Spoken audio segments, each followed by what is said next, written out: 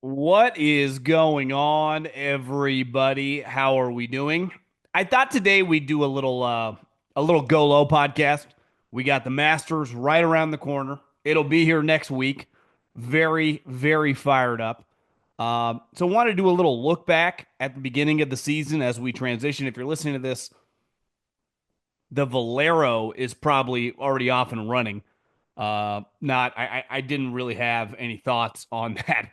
Hard to gauge, the week before with not that many big names, kind of a weird field. Obviously, I think I saw a stat 12 of the last 14 guys to win this tournament had not been in the Masters. So obviously if you win this weekend, you get an auto invite next week, which is I don't know, kind of a big deal. Akshay Bhatia did it last year. Has to be pretty cool to get the to win, make a bunch of money, and then be like, "Hey, you're going to Augusta." So we're gonna do a little look back, kind of big picture on the season as we. I mean, once the Masters start, we are into major season. The PGA is right around the corner basically every month. We get the PGA, the US Open, and the British, and then football is back. So obviously also a Ryder Cup season, big year for a lot of guys, not just on our squad, but some of these Euros, some of the dudes on LIV. This is when Kepka kind of makes his hay in major season. Bryson is going to be on the Ryder Cup. I think no matter what. I guess he could just miss every cut in the majors, which I doubt is going to happen. But I think we're going to start seeing a mixture of those guys, which also factors into next week because Patrick Reed, Sergio, Phil actually is playing really well, and is a guy that's won the Masters. I don't know multiple times, so we will dive into that. Live basically copied the PGA, which I do not blame them, and are doing a Creator Classic. They're calling it the Duels, though I think their version is might be better, and I give them credit for doing a couple things. So I want to dive into that, and then like we do every week, I will take some of your questions. The easiest way to get in on the show is at GoLoPod. At GoLoPod is the Instagram for the golf podcast. So just fire in those DMs at GoLoPod and get your question answered on the show. But before we dive into some golf, I got to tell you about my friends, my partners, and the official ticketing app of this podcast. Actually, a golf tournament, if one is coming near you, that could be the PGA Tour or Live, is a sneaky underrated event just to kind of get outside, get some sun, have a couple cocktails. You don't even end up watching that much golf, but it gets you moving around. Maybe Friday, take a half day at work, get out of the office, go hang out, have some pops with a buddy. Cannot recommend it enough. So if you have a golf tournament coming near you I would highly recommend going just to hang out. Obviously, baseball, basketball, hockey. We got playoffs starting. You have concerts. You got comedy shows. Easiest ticketing app I've ever used by a country mile. Cannot recommend it enough. Take the guesswork out of buying tickets with Gametime. Download the Gametime app, create an account, and use the code JOHN, that's JOHN, for $20 off your first purchase. Terms apply. Again, create an account and redeem the code JOHN for $20 off. Download the Gametime app today. Last minute tickets, lowest prices guaranteed.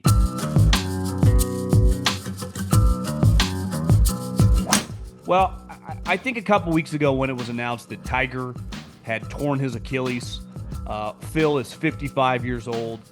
The crew of those two guys, specifically Tiger and Phil, drafted off him, carrying the sport for most of, my late youth and high school and college is over, and now it's in other people's hands. It's very, very important that the best players play well in the biggest tournaments, and specifically the majors. But part of golf, it's a little like baseball. It's every weekend. And guys like Rory and Scottie are going to end up probably playing 20 plus times a year.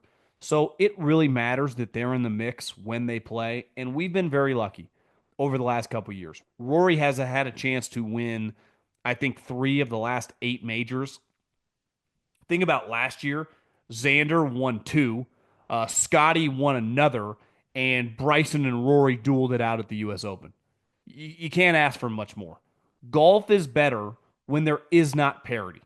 No different than tennis, an individual sport, and you could argue team sports as well. It's better when everyone is chasing the Yankees and the Dodgers, or the Patriots have a dynasty. Or, in basketball, when Kevin Durant went to the Warriors, everyone wants to see if you can beat him. I'm sorry, like, I don't just believe that. I think the numbers show it's definitely with individual sports. When Federer, when Pete Sampras, when Joker, when one of those guys is on top, I almost called him Djokovic. That is his name, Djokovic. I was going to get Nikola Jokic, who had a 60-point triple double last night in a loss, which I have to imagine is the first time in NBA history that's ever happened. But we need Rory and we need Scotty to play well. And I think when you look back over the beginning of the year, this is why I think it's crazy when I hear people saying that Rory's like, he just can't get it done in the biggest tournaments. Well, he hasn't lately. And I understand he hasn't won a major in 10 years. But if you've watched the sport, for a longer period of time, multiple years, you would be insane to think this guy's never going to win a big tournament, aka one of the majors. Honestly, I think it's way more likely that he wins multiple majors winning moving forward than he never wins another one.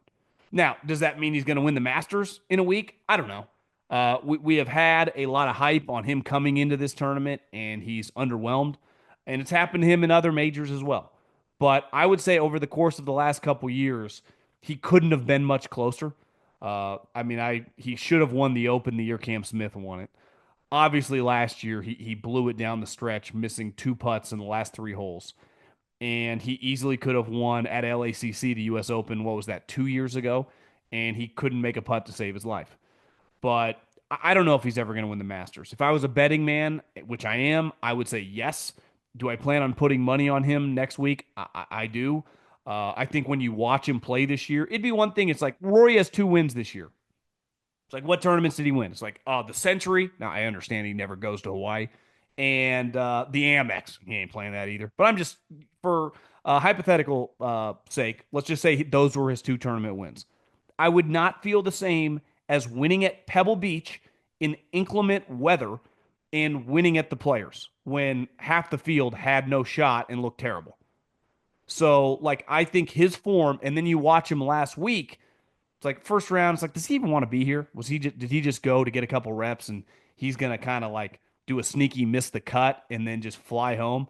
It's like, no. He then shot 4 under, 5 under, 6 under the last 3 days.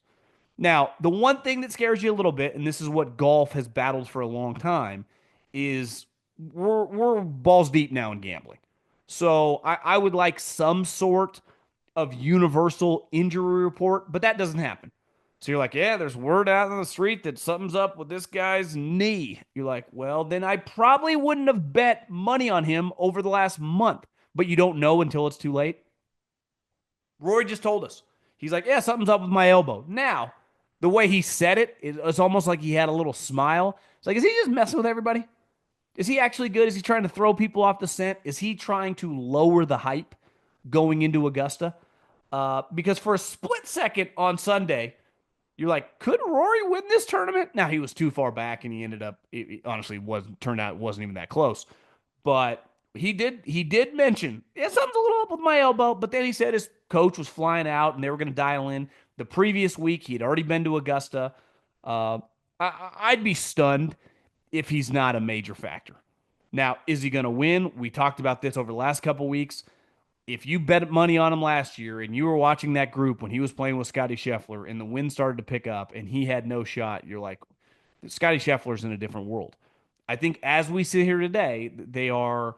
Rory's obviously been better this year, benefited from not having raviolis and shards of glass in his hands. But I just have a hard time thinking Rory has ever been better at golf than he is right now. And the positive momentum he has, obviously, going into the Masters and just the major season in general. Now, for the first time, and we talked about this last week, was, listen, you have an injury, it throws you off. Like, it's golf. It's kind of like it's baseball. It's a thinking man's sport, and if you get too far away from it, it's a specific skill.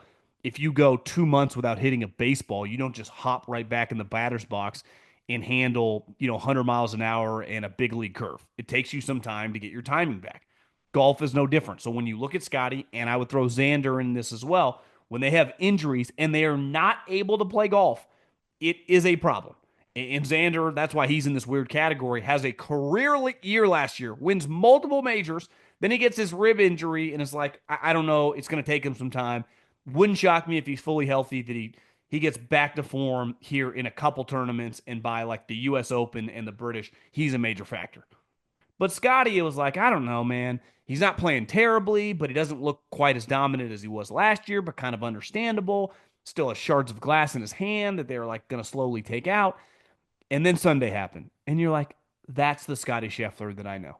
That's the guy that beat the shit out of everyone last year and won $65 million playing golf. That's the guy. Now, he ultimately didn't win the tournament because Minwoo Lee got up and down on 18 from the back of the green. But like that version of that player can beat anyone in the world any given week, and probably will if he's going to play like that. And that was like, I was off the Scottie Scheffler scent. I'm like 3.5 to 1. I understand he dominates at Augusta, but he's not playing that well. And then that happens. And especially on the back nine, he's just birdie, birdie, birdie. And he's just peppering flags. You're like, holy shit. Scottie is coming. You know, it's like that GIF when Omar on the wire turns the corner. And I think if you are someone like who's going to gamble on this tournament, I don't think it's crazy to have a little Scottie Scheffler exposure. Now, he's had a unique career, right? He feels like a guy that's won multiple majors when he just won. He has won multiple majors, but like at a bunch of different venues. Like this is the only course in which he's won. He has not won the U.S. Open. He has not won the British Open, and he obviously has not won the PGA Championship. Now, granted, last year he was the favorite going in, and he got arrested, kind of threw him off. But certain people are very comfortable certain places, and this is the only major of the year where the course never changes. It's why Phil has been a factor there for a long time. It's why everyone gets bullish, when Tiger is semi-healthy, that he can win there. Bubba Watson, these guys can go back. Patrick Reed plays well there every single year. Go to his wiki right now. See the last 5 years how well Patrick Reed, who has not been that good at golf over the last couple of years, plays at Augusta. It's no different than some of us, right? You'll meet a guy, I'm one, that when I'm playing well, it's like, oh, this is, meet my buddy John Middlekauff. He's a 3 handicap. Well, yeah, at my home course, when I'm playing a lot and I'm playing well, it's like, yeah, I can shoot, high 70s every round when I'm playing well. Not right now. Struggling to break 85. But you take me somewhere else, all of a sudden it's like, well, how'd this guy just shoot 86? Because that's most, I would say country club golfers. I'm not technically a country club guy, but the point remains. And when you take them away from their home base, anything is possible. That's what separates really good golfers. I have countless friends, especially college guys that played in college. Their handicap, it's like they can shoot par anywhere. You can take them to Oakmont. You can take them to Pebble Beach. You can take them to the local Muni. Their games translate. Most of ours do not. It's no different with some of the guys like from 50 to 150 on the PGA Tour. You get them at tournaments like the one they just played in Houston, or some of these tournaments like in Mexico, or, I'm trying to think early on in the season, certain guys are just comfortable certain places. Toasty's really comfortable last week, and they feel, it just works for their game, especially guys that aren't that accurate off the tee. Some of these courses have big ass fairways. And then you get to the majors, it's like, holy shit, this is a different ball game. And when you miss the fairway and you're in rough, or your irons are a little off and you're missing greens, all of a sudden golf becomes really complicated and very, very difficult at the highest level. And Scottie is a guy, when he's on, again, having a Tiger season is a lot different than having a Tiger career. Has a long way to go. But there is no arguing that's one of the great seasons we've ever seen. And the crazy part is it's like it almost felt underwhelming, because how did he not win more majors? But this is a big year. And, in a big picture thing, the one thing now with Scottie, it's like we know he can win the Masters. And more than likely, if he stays healthy over the next 4 or 5 years, he's going to win it again. But, I think it's pretty important to rattle off one of the other majors. But after you watch him on Sunday, you're like, this guy's going to be a factor. The finals for March Mania are here, and the only thing for sure is it's the last time you can bet on college basketball this season. Get in on all the action. Expected and unexpected with DraftKings Sportsbook. With live betting, exclusive content, promos, and parlays, DraftKings is the ultimate college basketball destination for March. First time, here's something special just for you. New DraftKings customers bet $5 to get 150 bonus bets instantly. Bet the unexpected with DraftKings Sportsbook. Download the DraftKings Sportsbook app and use the code JOHN. That's code JOHN for new customers to get 150 in bonus bets when you bet just $5. Only on DraftKings. The crown is yours. I think a couple other big picture thoughts this season is like a couple of the international guys. Now, Hovland has been in the wilderness for like a year. You win a tournament, it's still there. And at any moment, if this guy figures it out, watch the you-know-what out. So to me, Victor Hovland is a guy who has had a lot of success in majors, who just won a tournament, who's just trying to still figure things out. Like he's got it in him. And I don't know if that's going to come this year in the majors. Maybe it doesn't. Would it shock me if he shoots 80 at the Masters? It would not.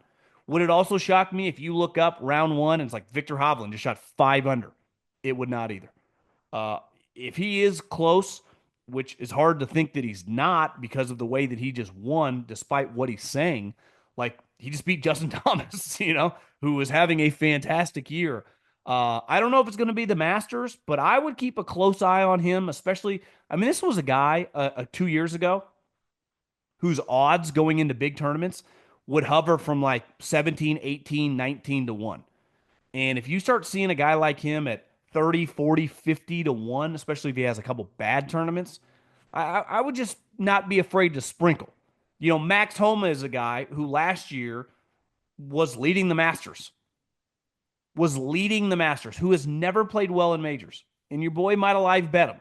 And then the moment that shot on 12 went into the bush, I looked and I had put a decent amount of money on him. The cash out was basically for like 95% of my bet, and I hit it immediately. It's almost like I beat DraftKings to the punch and I got my money back. And then he double bogeyed that hole and it was over. But, you look at Max this year, he's kind of in shambles. I didn't realize how bad it was going. He's played in 7 events. He's missed 4 of those cuts, and he has 0 top 25s.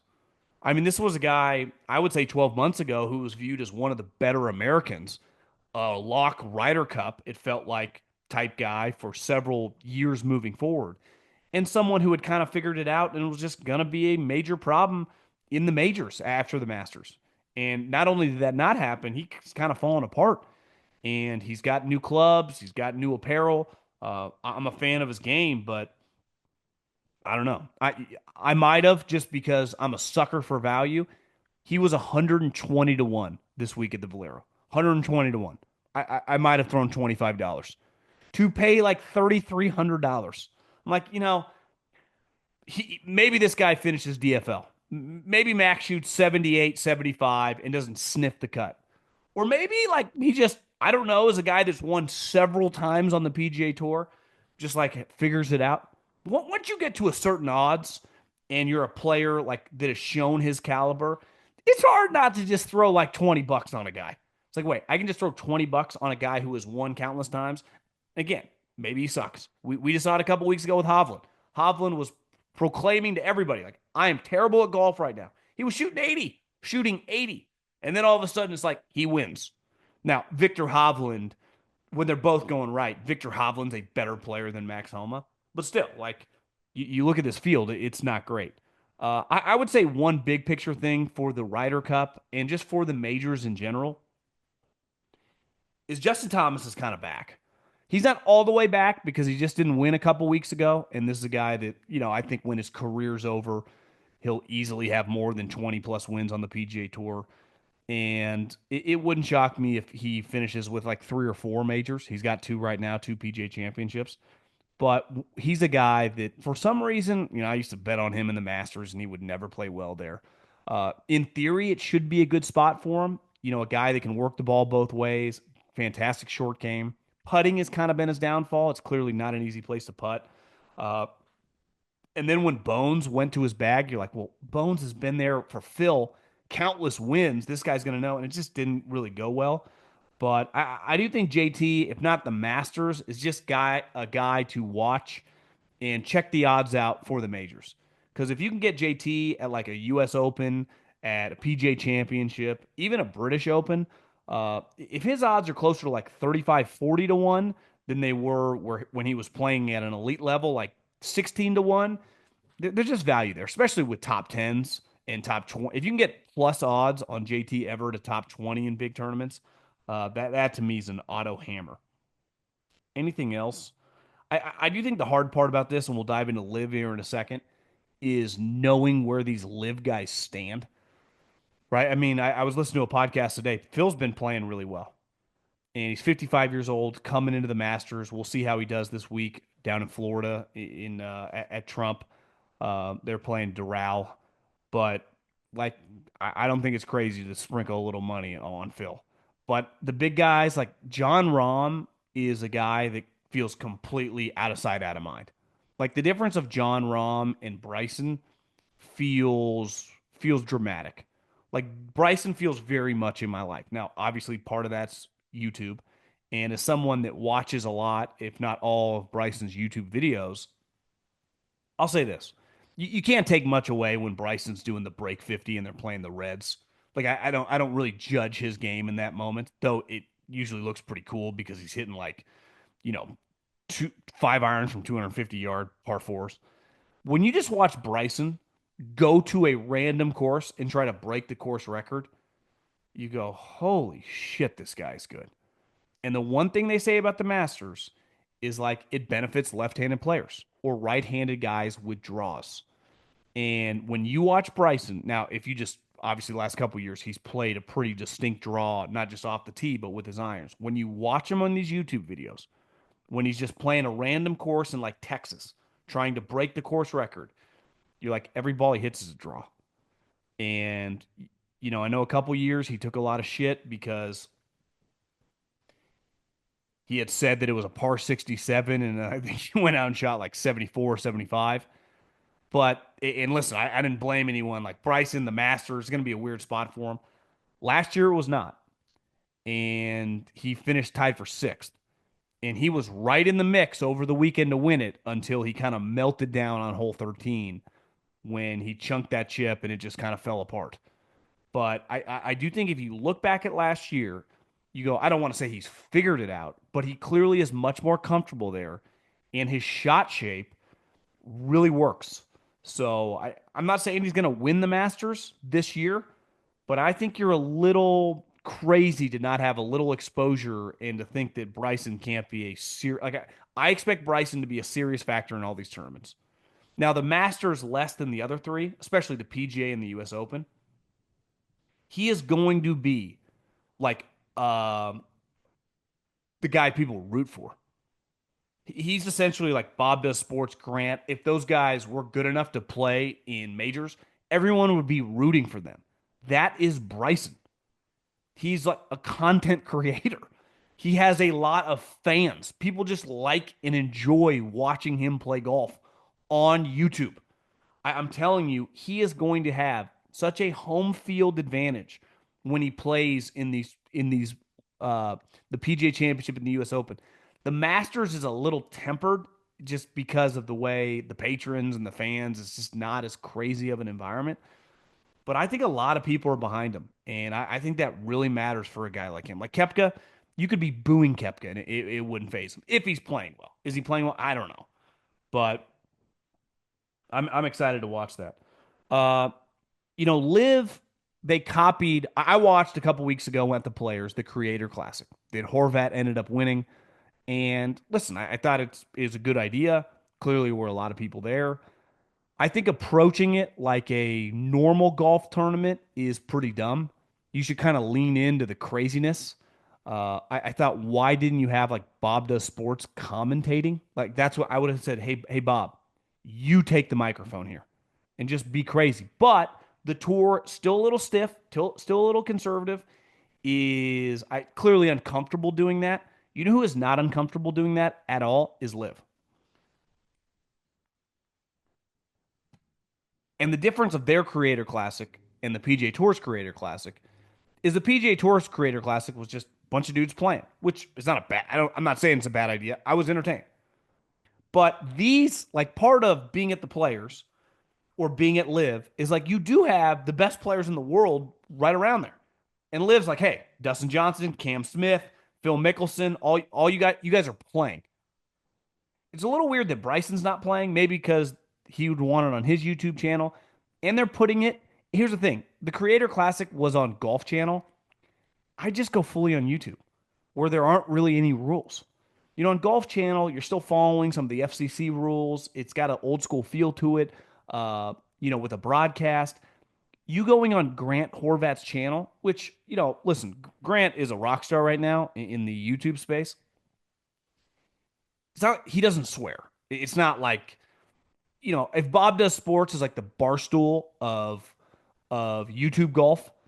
I know Foreplay has a YouTube as well, but Bob, I would say Bob. When I think YouTube creators, when it comes to golf, I would say Bob and Joey and Fat Perez and Grant are the biggest. Now you could argue Good is huge.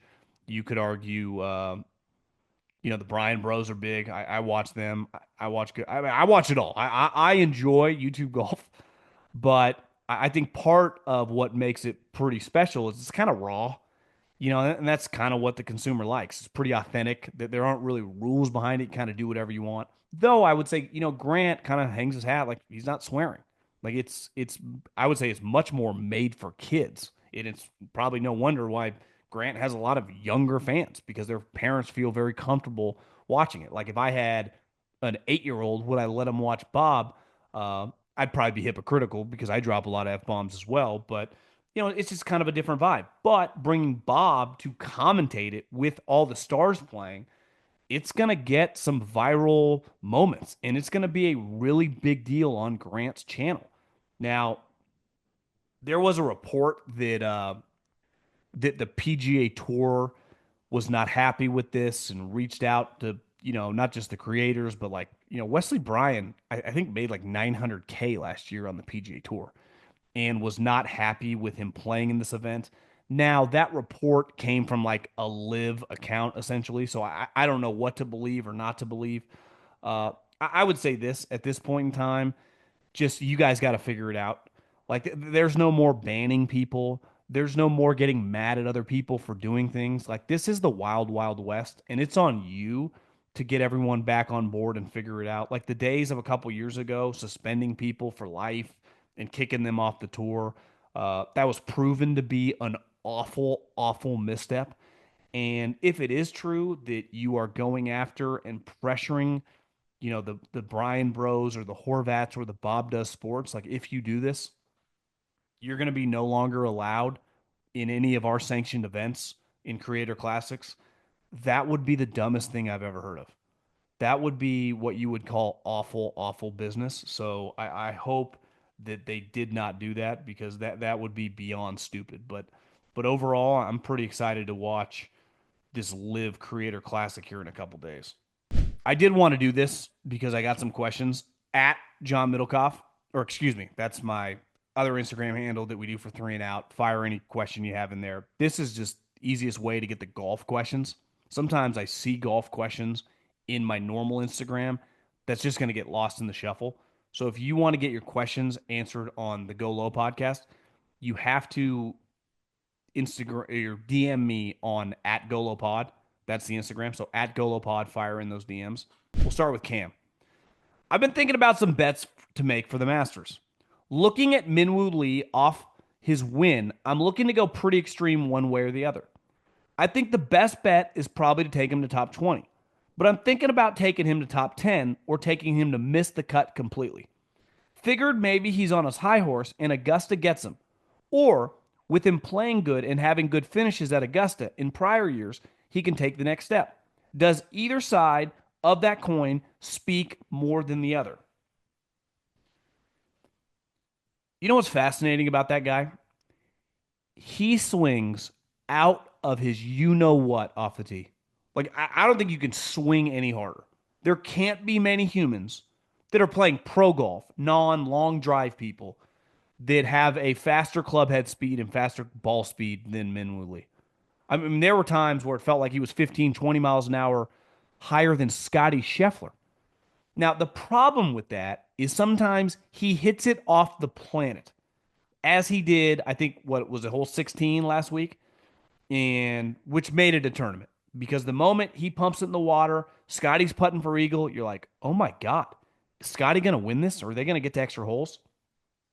Now, here's what Min Woo Lee does well. And I find him pretty entertaining. The moment at the end of the tournament when he pretended to do aim point on like a 6-inch putt was funny. Like that was good. His short game's pretty elite. So it's like if you look at Sawgrass, when he falls apart, it's because he gets all over the place off the tee. And he's in other fairways. But in Sawgrass, like you can't just pump it into another fairway. This is not some resort style course. Like you're in the trees and you're fucked. You're gonna get bogeys. I do think Augusta's a little like that. Like you can't just pump it all over the place. You do have to be accurate. Now, his short game and his ability to putt, like that's going to translate at the Masters. But to me, he's better off. If you tell me he's like leading after 2 rounds, I'd be like he could implode. But if he just kind of flies under the radar and there's less pressure on him, I would like him more. So I don't think a top 20 bet is crazy. To me, top 10 feels a little extreme. I would probably do both. I would do a top 20 bet and I would do a miss the cut bet. A mailbag question. If you were to enter into a 4-man scramble and could assemble the best possible team of current golfers, who would your team be? You are on the team, so essentially you only pick 3 other dudes. Mine would be Rory, Scotty, and JT. Rory for the driving, Scotty for the approaches, and JT just a big shot maker. Yeah, I think you could go. If you just picked random PGA Tour guys, like, are there other PGA Tour guys playing in the scramble? Because if they're not, I could just take random dudes that play in PGA Tour events and we would dominate. Now, if this was for like $1 million and you were playing other elite players and you could have the pick of the litter, then it would matter. I think you would go with Rory or Bryson. Again, I watch the YouTube golf. Bryson in these environments, him off the tee is just like automatic draw. I don't think it would be crazy to take Bryson. What if you just went all live? You just went Bryson. You need an iron player, so you'd go like Terrell Hatton or Joaquin Neiman. And for putting, you chose Cam Smith or Patrick Reed for short game. I don't think you. I think you were underestimating if you just took any 3 guys in like the top. Obviously, some guys have different strengths, but just Jake Knapp off the tee bombs it. If you take like JJ Spawn, good iron player, you just went around. Russell Henley, good putter. You would win every scramble you ever entered at any course. I might pick like entertaining guys. That's why I would pick like I might go some live guys like Bryson, Phil, and Terrell Hatton. The problem with Rory, Scotty, JT would be probably fun. It might be kind of boring. I know you're high on Rory. I think he will undeniably win a major this year. Even with how well he is playing, it's hard for me to think he can win Augusta. The last 6 majors have all been faders of the ball. Every time Rory deviates from his stock 330-yard draw, he seems to get double crossed. Augusta doesn't set up well for him, going out of position, missing fairways. It's a course of immense precision and missing in the correct spots, something I think he's unable to do at a fade bias Augusta National, given his draw bias driver. Do you think his play right now can supersede all of this? Can he complete the career Grand Slam this season? Also, who are your sleeper picks to top 10 this year? Although it's hard to tell which live golfers are playing well and which one are not, Neiman seems to be an outlier. I would say I kind of like Phil coming into Augusta. I think taking Phil to top 10 and 20 is not crazy. Sometimes older guys at this course, he's really comfortable here. He's played well this week. I think he finished like 3rd or 5th last week. Again, it's hard to, or a couple weeks ago at Live, it's hard to know, but you just know if Phil's showing some signs of life, this is a good place. I think Phil, Patrick Reed, Sergio's playing well. Patrick Reed just plays well. I think you're much more likely to bet on those guys who are comfortable at this tournament than like Joaquin Neiman. Has Joaquin Neiman ever had any success? I know everyone's kind of blowing him this year, but I don't even think he's ever been good at a major. Let me pull up his major stats. He's young. He hasn't played in many. Uh, I mean, Joaquin Neiman, the last 5 years. Here's what he's done at the Masters: T40, T35, T16, T22. He's actually been pretty good the last couple years. Don't hate Joaquin Neiman. He has not really had much major success. A lot of cuts, a lot of T30s, T30, T47, T53, T58. Now, Homo was like that last year, and then he played well at the Masters, so you never know. I like guys that have uh, had previous success here. I do think between Sergio, Phil, and Patrick Reed, one of those three guys is going to finish in the top 10. I don't know which one, kind of like Phil.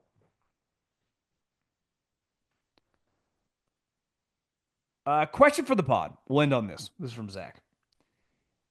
If you had won the Masters, what would your champion dinner be?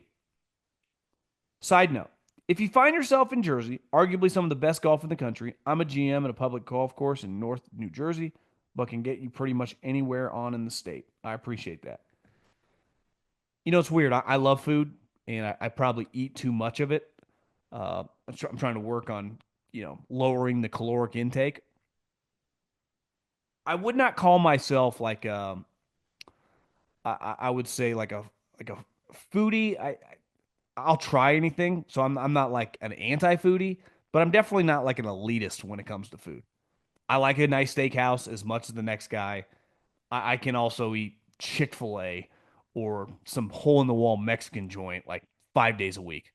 If Maria wasn't in my life, I would eat Chipotle bowls, I don't know, 4 times a week for dinner. So Scotty takes some shit for his menu because he goes with like sliders and barbecue beans and just more of a barbecue feel, like a cookie on warm ice cream, or I mean a warm cookie on vanilla ice cream. I actually think the Masters dinner is less about being like some French laundry experience. For those of you that don't know what that is, that's the Gavin Newsom restaurant. But the reason it was such a big moment, not because he broke the rules, but because that is like the most famous restaurant in the Napa area. And it's like, $1,000 a person, supposed to just be elite food, but it is kind of foofy. Like when you see pictures, it's just those things that's very expensive. You get tiny little plates, which probably taste incredible. But I think the Masters is more like steak and potatoes and more telling stories and being with the guys. Obviously, there are a lot of people in that room. This is not like the 70s or the 80s where guys are probably getting blasted because a large percentage of the guys take it really seriously. And clearly, if you had just won it the previous year, like Scotty, like you're trying to win it again, a couple of the old guys potentially don't care and just there to have some cocktails. But I do think it's less about the food experience, and I could be wrong, and more about the vibes and the bonding of the people, and just telling stories about I don't know golf, the tournament, life. So I don't think I would overthink it. I would keep it pretty. I wouldn't veer far off. To me, some sort of salad. I think I've heard Scotty say you have to include some sort of fish, or kind of if you're going to go red meat, you got to include either chicken, fish, something a little lighter for guys. I might just go give you a nice steak option, chicken or fish option, maybe with some pasta, a salad, just some. I think it's hard to go wrong. I'm a sucker for like crab cakes and calamari, something like that with the appetizer. Yeah, ice cream sundae or something like that at the end. I don't know. Tiger's a big milkshake guy. Like some people online make fun of you, but I think some of these people they try to think that they would go above and beyond. I don't know if that'd be a huge hit. Like, does anyone complain when they go to I don't know Fleming's or wherever your steakhouse is? What do you usually get there?